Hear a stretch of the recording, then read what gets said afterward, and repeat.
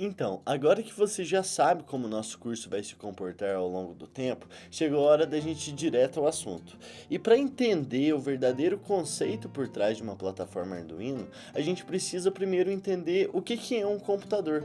Porque a maioria das pessoas, quando pensam em um computador, é essa imagem que vem na cabeça. Mas, por exemplo, o seu celular seria um computador? E um tablet? Um videogame, talvez? A questão é que existe uma diferença fundamental entre o circuito que possui um computador e um circuito que não possui um computador. E é sobre essa diferença que a gente vai conversar no vídeo de hoje. Meu nome é Renan Borges Martins e eu vou te ensinar a aprender. Vamos pro vídeo. Então, para a gente entender o que é um computador, a gente tem que voltar lá no ano de 1953, onde o mais próximo que a gente tinha dos computadores eram as máquinas de calcular, que eram bem parecidas com as calculadoras de hoje em dia, conseguiam somar, subtrair, dividir, multiplicar.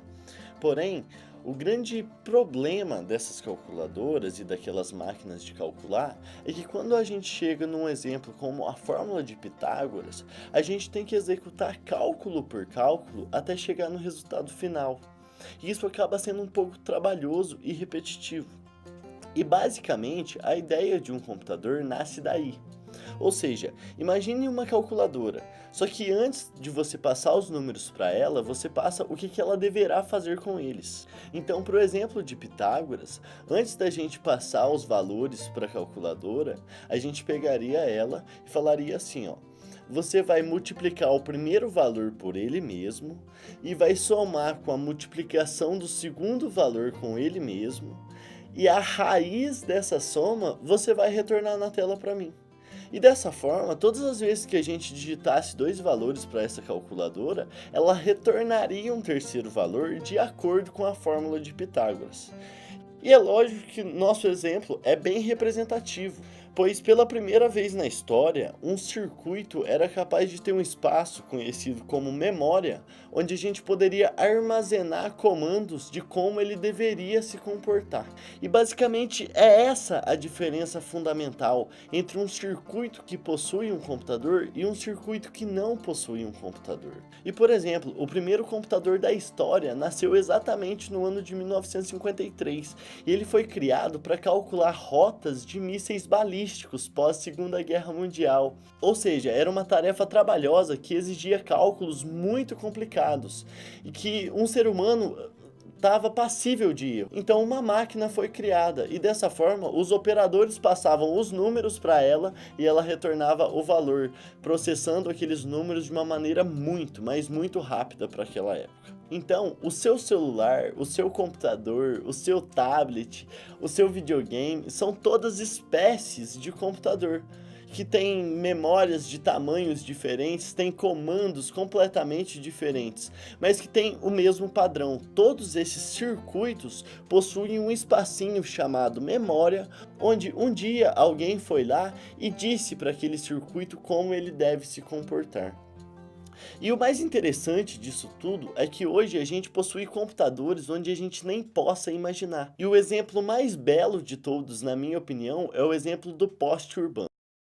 E bom, a maioria dos postes de iluminação pública tem um funcionamento bem simples, que consiste em um sensor de luminosidade que vai estar conectado a uma espécie de computador chamada microcontrolador, que por sua vez vai estar conectado no interruptor para a gente acender ou apagar a nossa lâmpada.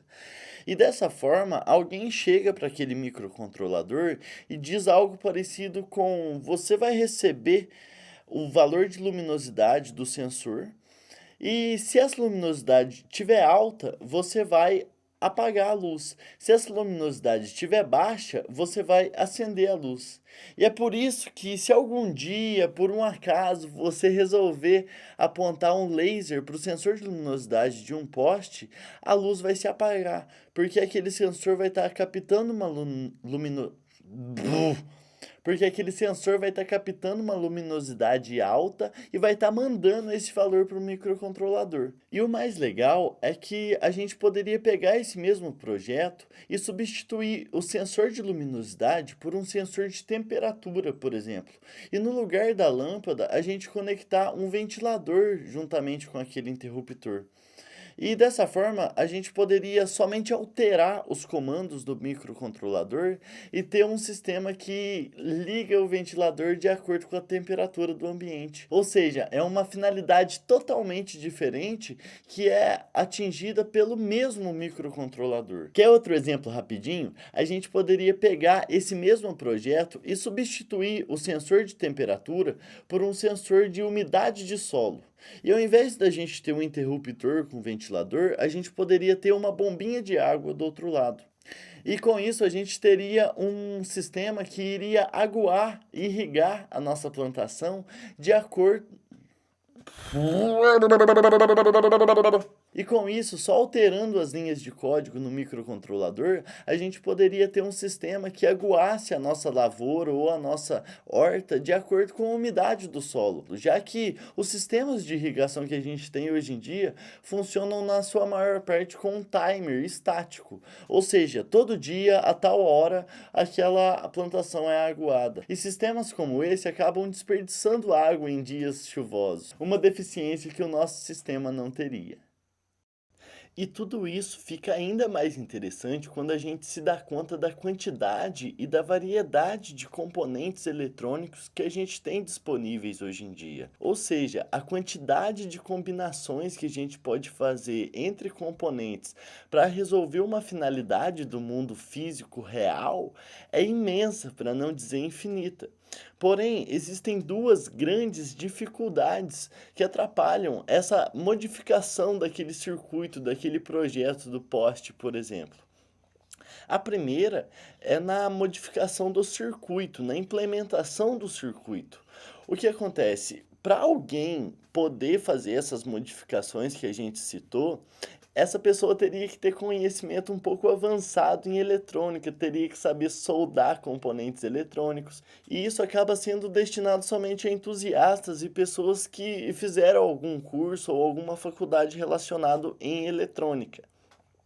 E a segunda grande dificuldade é a dificuldade na programação, ou seja, a dificuldade na maneira como a gente vai se comunicar e dar os comandos para aquele computadorzinho, para aquele microcontrolador. Porque, mais uma vez, somente os entusiastas e pessoas que vivem disso conseguem se comunicar de uma maneira fácil e fazer aquelas modificações que a gente citou, já que a linguagem que a gente utiliza para conversar e dar comandos para aquele microcontrolador é uma linguagem extremamente complicada, que envolve técnicas avançadas de programação.